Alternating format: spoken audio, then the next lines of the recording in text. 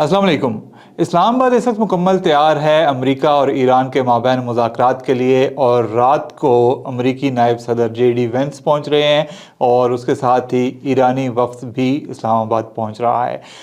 अब तक की तकरीबन तमाम तैयारियां मुकम्मल हो चुकी हैं और कल मुज़ाकरात का पहला सेशन होगा और उसके बाद तवक्को की जा रही है कि दोनों फ़रीक़ैन किसी एक हतमी नतीजे की तरफ बढ़ेंगे। माहिरीन का कहना यह है कि अगर एलामिया में हतमी तौर पर कुछ मायदा ना हुआ तो भी ये एक आम पेशरफ्त होगी और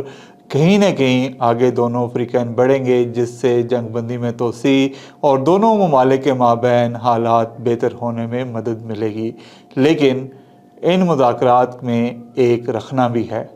वो रखना क्या है, इस पे हम आपको आगे चलकर बताएंगे, लेकिन पहले आप सब्सक्राइब कर लें खुर्रम शहजाद एक्सक्लूसिव को।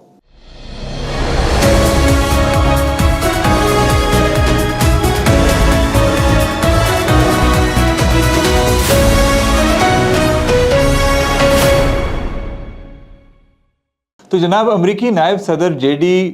वेंस इस वक्त अपने जहाज़ में सवार हो गए हैं एयरफोर्स 2 में अब से चंद घंटे पहले, और उनका जहाज़ जो है वो पाकिस्तान की जानिब महव परवाज़ है। जहाज़ पर बैठने से पहले उन्होंने सहाफ़ियों से गुफ्तगू में ये कहा कि वो पाकिस्तान इस खुले दिल और दिमाग के साथ जा रहे हैं कि उन्होंने यहाँ पर आकर ईरान के साथ मुज़ाकरात करने हैं और मायदे को हतमी शक्ल देनी है। उन्होंने कहा कि हम बिल्कुल इस मायदे की तरफ बढ़ना चाह रहे हैं और चाहते हैं कि ईरान के साथ हमारी बातचीत कामयाब हो और हम किसी मायदे पर पहुँचें, लेकिन हमें ईरान की तरफ से धोखे का भी ख़दशा है। कुछ इसी तरह की बात ईरान ने भी की है। ईरान ने ही कहा है कि वो मुज़ाकरात में शामिल हो रहे हैं, लेकिन अमेरिका इससे पहले उनके साथ धोखा कर चुका है और वो अभी भी अमेरिका की तरफ से धोखा होने के बारे में ख़बरदार हैं। लेकिन उन्होंने कहा कि हम मुज़ाकरात में ज़रूर हिस्सा लेंगे और कोशिश करेंगे कि कोई रास्ता निकले और जंग बंदी में तोसी हो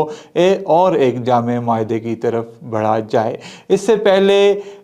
जो है दोनों साइडों ने अबनाए हुर्मुज़ को खोलने के बारे में भी बातचीत की है, और ये एक शर्त है अबनाए हुर्मुज़ को खोलने की जंग बंदी में तोसी के लिए और पायदार अमन और जामे मायदे के लिए। लेकिन अबनाए हुर्मुज़ को लेकर दोनों फ़रीक़ैन ने दोबारा से इल्ज़ामात का भी तबादला किया है। सदर ट्रंप ने कहा है कि ईरान जो है वो मुकम्मल तौर पर अबनाए हुर्मुज़ को नहीं खोल रहा, और ईरान ने कहा है कि वो अमेरिकी जहाज़ों को भी वेलकम करेगा और यहाँ से गुज़रने की इजाज़त देगा, बशर्ते कि वो पुरअमन मकासद के लिए हों और वो उसमें कोई जंगी साजो सामान ना हो या उन जहाज़ों के जंगी मकासद ना हों। और इतलात ये आ रही हैं कि कुछ ना कुछ टैंकर जो हैं और जो जहाज़ हैं बहरी वहाँ से गुज़र रहे हैं, लेकिन उसके बावजूद वो ट्रैफिक उस तरह बहाल नहीं हुई। ये तवक्को की जा रही है कि इन मुज़ाकरात के बाद अबनाए हुर्मुज़ मुकम्मल तौर पर खुल जाएगी और इसमें कुछ अच्छी पेशरफ्त होगी और दोनों जो फ़रीक़ैन हैं वो आपस में कुछ ऐसी चीज़ें तय करेंगे जिससे ओवरऑल न सिर्फ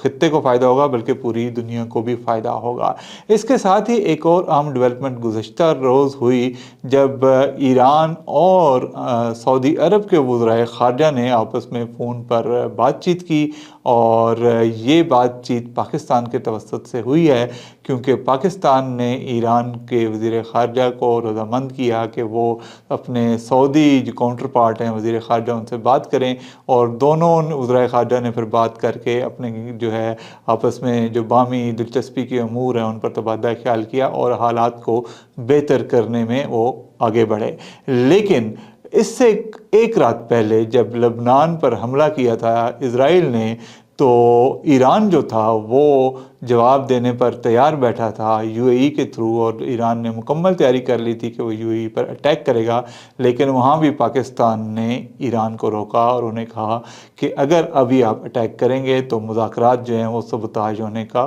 ख़दशा है। लेकिन इत्तलात ये भी हैं कि इज़राइल ने आज दोबारा लबनान पर अटैक किया है और उसमें कई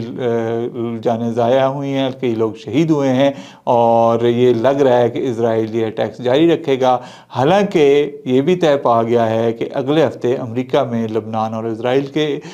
مذاکرات ہوں گے آپس میں، لیکن اس کے باوجود اسرائیل جو ہے وہ لبنان میں کارروائیاں جاری رکھے ہوئے ہے اور ایران نے اس پر شدید احتجاج کیا ہے اور انہوں نے کہا ہے کہ یہ نہیں ہو سکتا کہ ہم امریکہ سے امن کی بات چیت کریں اور ایک جامع معاہدے پر بات چیت کریں اور اس دوران اسرائیل جو ہے وہ لبنان پر اٹیکس جاری رکھے۔ تو یہ وہ نقطہ ہے جس پر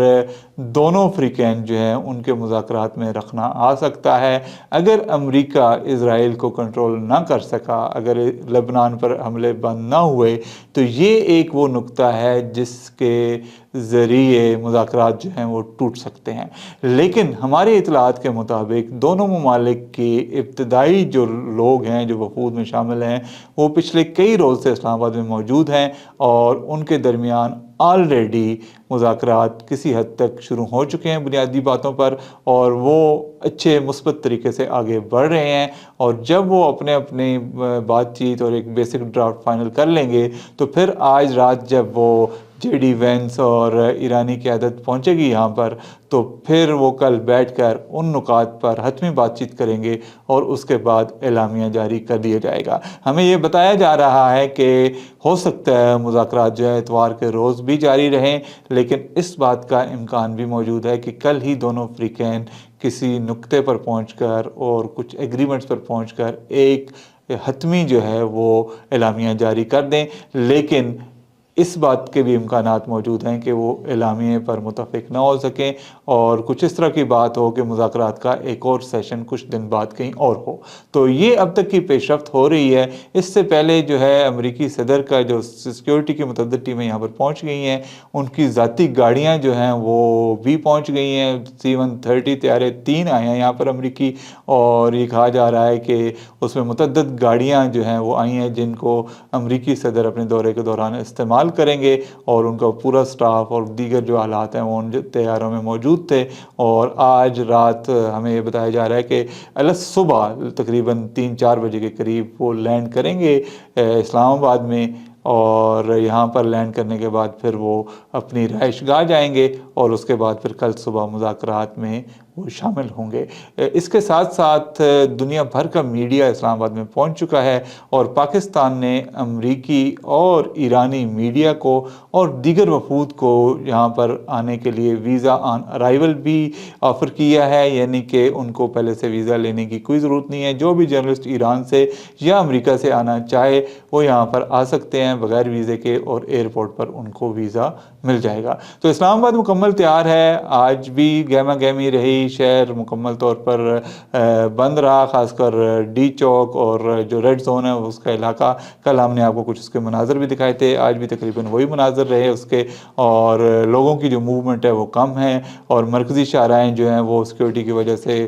بیشتر اوقات بند رہتی ہیں، اور عام لوگوں کو یہ مشورہ دیا جا رہا ہے کہ وہ گھروں پر رہیں۔ اگر بہت ضروری سفر ان کا